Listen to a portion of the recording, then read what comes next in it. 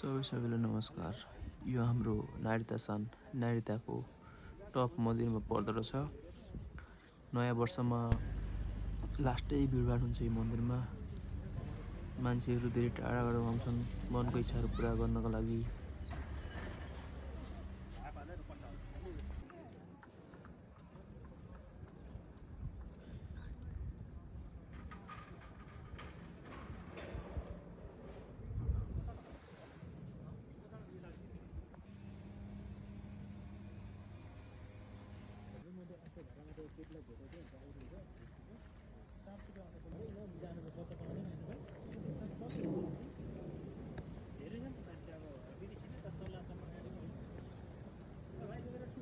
Border cross नहोला।